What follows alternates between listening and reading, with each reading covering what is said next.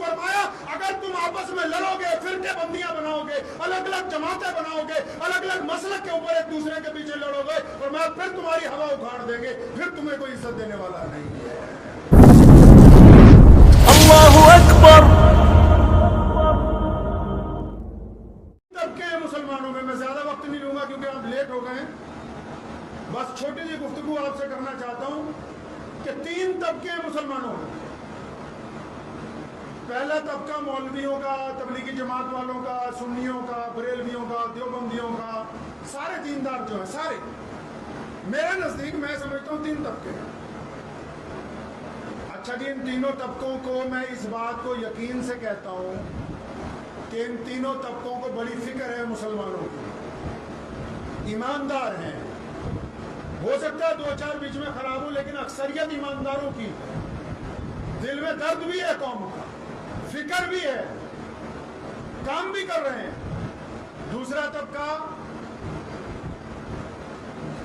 जामिया मिल्लिया इस्लामिया, अलीगढ़ मुस्लिम university, मतलब modern मुसलमान।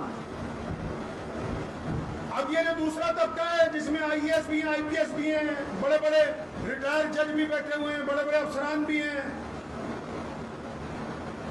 इनके बारे में भी मेरी ये राय है, ये भी चाहते हैं कि हमारी कौम तालीम हासिल करे।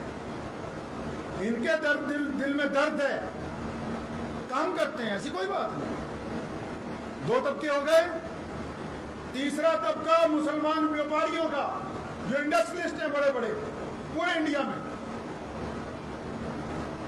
वो भी बड़े ध्यानदार है। तुम्हारे घर में नमाज का कमरा हो ना हो, अगर किसी इंडस्ट्रियलिस्ट मुसलमान के घर चले जाओगे, घर में नमाज का कमरा भी होगा, इमाम भी अपने बच्चों को पढ़ाने के लिए लगा रखा है। अगर कोई बड़े मदरसे वाला जाएगा तो बिल्डिंग भी बनवा के, इसका मतलब दीन के लिए वो भी मुखलिस। 3 तबकों को मैं समझता हूं कि तीनों तबकों में मुसलमान हैं और तीनों ही अपनी अपनी जगह मुखलिस हैं। इनमें 2-2, 4-4 होंगे जिनकी नीयत खराब होगी, लेकिन अक्सरियत दयानतदारों की। अब पहले वालों के जलसे में चलो, जमात में जाओ, या सुन्नियों के चले जाओ जिनको तुम बरेलवी कहते हो। ये पहला तबका, अगर आप इनके प्रोग्राम में जाएंगे तो आपको एक बात बड़ी ताकत से कहेगा कि अल्लाह की मान लो, रसूलुल्लाह की मान लो, अल्लाह की मान लो, रसूलुल्लाह की कहिए सल्लल्लाहु, और जोर ना बोलो, भांडा खाना, सल्लल्लाहु सल्लल्लाहु। अगर आप इनके प्रोग्राम में चले जाएं तो ये बड़ी दयानतदारी से, मोहब्बत से कहेंगे अल्लाह उसके रसूल के रास्ते पे चलो, इज्जत मिलेगी। बात भी बिल्कुल ठीक है भाई, चल पड़ेगी अल्लाह और उसके रसूल के रास्ते पे। अब जैसे ही कोई पंगा पड़ा तो मुसलमान इनके पास जाएंगे, अम्मा मियाँ हमारा काम नमाज पढ़ाना, हम तुम्हारे साथ अफसरों के पास, मतलब एक विकेट गिर गई। दूसरा तबका जिनका मैंने जिक्र किया, मॉडरेट मुसलमान, आप उनके प्रोग्राम में चले जाइए, चाहे इस्लामिक कल्चर सेंटर में प्रोग्राम हो रहा हो, चाहे जामिया मिल्लिया इस्लामिया में हो रहा हो, चाहे ओखला में हो रहा हो, चाहे नदवतुल उलमा में हो रहा हो, चाहे अलीगढ़ की मुस्लिम यूनिवर्सिटी में हो रहा हो, आप जाएं इनके प्रोग्रामों में। ये एक बात बार बार मुसलमानों को कहते हैं कि तुम पढ़ते वढ़ते नहीं हो, अगर पढ़ जाओ तो इज्जत पा जाओ, पढ़ जाओ तो तुम्हें इज्जत मिल जाए। चलो जी, इनके पीछे भी लग गए आधे मुसलमान, आधे इधर लग गए, आधे इनके पीछे भी लग गए, बड़े बड़े IPS बनाए, IAS बनाए, सुप्रीम कोर्ट के जज तक रह गए हैं जी।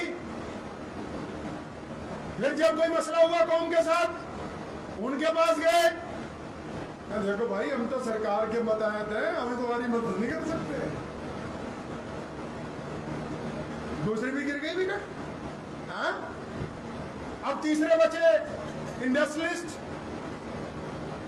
उनके प्रोग्रामों में जाइए, जो आप वो प्रोग्राम करते हैं पर्सनालिटी डेवलपमेंट के, कारोबार के प्रोग्राम करते हैं। अगर वो मुसलमानों के इलाके में करें, क्या उनका क्या रोना है, अरे तुम काम वाम नहीं करते, निठल्ले घूम रहे, काम करो। मियाँ साहब, हमने इंडस्ट्री में भी हिंदुस्तान में मुसलमानों ने आज तक अपनी हैसियत से बढ़ के हिस्सा डाला है। हो सकता है कोई 1-2 इलाकों के मुसलमान पिछड़ गए हों, वरना हम वो लोग हैं जिन्होंने अपनी मेहनत के बल के ऊपर मुल्क की इस रविश के ऊपर भी जाके खिदमत की है। अब उनके जलसे में चले गए, भी काम नहीं करते, काम करने लग गए, बेइंतहा पैसे भी कमाए। फिर जब कोई मसला हो गया बाहर, अब उनके पास जाते होंगे, भाई हम तो व्यापारी आदमी हैं, तुम्हारे पीछे थोड़ी जा सकते हैं। तीसरी भी गिर गई। हाँ? ये इसलिए ऐसा हो रहा है क्योंकि कुरान नहीं पढ़ते। कुरान ने कहा वातसिमू बिहब्लिल्लाहि जमीआ, अल्लाह की रस्सी को बोलो, अल्लाह की रस्सी को पकड़ तो तीनों ने रखा है, आगे नहीं बढ़ा। वला तफर्रकू फरमाया, अगर तुम आपस में लड़ोगे, फिरके बंदियां बनाओगे, अलग अलग जमातें बनाओगे, अलग अलग मसलक के ऊपर एक दूसरे के पीछे लड़ोगे, और मैं फिर तुम्हारी हवा उखाड़ देंगे, फिर तुम्हें कोई इज्जत देने वाला नहीं है। बात आई समझ में? नहीं। तबलीगी जमात में जाइए, सुन्नी जमात में जाइए, रफादान करके नमाज पढ़िए, खड़े होकर दरूद और सलाम पेश कीजिए, हाथ छोड़ के नमाज पढ़िए। जिस अंदाज से तुम अल्लाह और उसके रसूल की पैरवी करना चाहते हो करो, लेकिन अगर कुरान के मुताबिक आपस में तफरकेबाजियां करते हो तो कुरान कहता है फिर तुम्हारे लिए इज्जत कहीं भी नहीं, कहीं नहीं लिख रखी। अपने मसलक पे रहिए, दूसरे के मसलक को छेड़िए नहीं। अपने धर्म पे रहिए, दूसरे के धर्म की बुराई ना कीजिए। मुझे उम्मीद है कि आपको ये वीडियो पसंद आई होगी। अगर पसंद आई हो तो ये आप अपने दोस्तों के साथ शेयर करें और इस चैनल को सब्सक्राइब जरूर करें।